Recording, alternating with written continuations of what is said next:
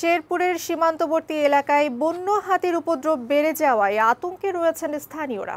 খাবারের সন্ধানে দিনে রাতে ফসলের মাঠ আর লোকালয়ে হামলা চালাচ্ছে বন্য হাতির দল।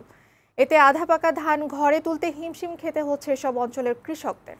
স্থানীয়দের অভিযোগ, হাতি তাড়াতে বন বিভাগের কোনো পদক্ষেপই কাজে আসছে না। তবে বন বিভাগ বলছে হাতির জন্য অভয়াশ্রম তৈরির আলোচনা চলছে। সেই সাথে ক্ষতিগ্রস্তদের জন্য পর্যাপ্ত সহযোগিতার ব্যবস্থাও রয়েছে। শেরপুর সংবাদদাতা বিপ্লব দে কেটুর পাঠানো তথ্যচিত্রে লামিয়া আক্তারের প্রতিবেদন।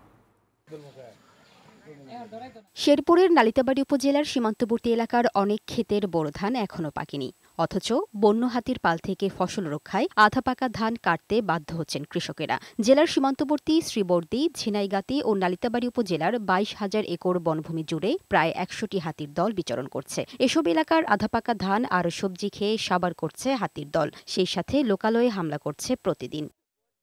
ভুক্তভোগীরা বলছেন, রাত জেগে ঢাক ঢোল ও মশাল জ্বালিয়েও থামানো যাচ্ছে না ক্ষুধার্ত বুনো হাতির দলকে। তাই হাতির আক্রমণ থেকে ফসল রক্ষায় আধা পাকা ধান কাটতে বাধ্য হচ্ছেন তারা। হাতির ভয়ে আমরা মনে হয় যে কাছে ধান দিয়ে কাটতেছে, ঠিক আছে, প্রত্যেক রাত্রে হাতি আসরের পর থেকে আক্রমণ শুরু করে।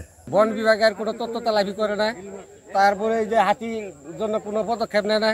এদিকে হাতির জন্য অভয়াশ্রম তৈরির আলোচনা হয়েছে বলে জানিয়েছে বন বিভাগ। এছাড়া হাতির আক্রমণে ক্ষতিগ্রস্তদের জন্য পর্যাপ্ত সহযোগিতার ব্যবস্থা রয়েছে বলে জানান এই কর্মকর্তা। অভয়ারণ্য ঘোষণার বিষয়টা যেটা বিবেচনাধীন ছিল, সেখানে এটা প্রক্রিয়া করতে গিয়ে অর্থাৎ ঊর্ধ্বতন কর্তৃপক্ষের কাছে প্রেরণের প্রাককালে এটা মাঠ পর্যায়ে থেকে মতামত চাওয়া হয়েছে। আমরা পর্যাপ্ত পরিমাণে হাতিতে ক্ষতিগ্রস্তদের ক্ষতিপূরণ দিয়ে যাচ্ছি।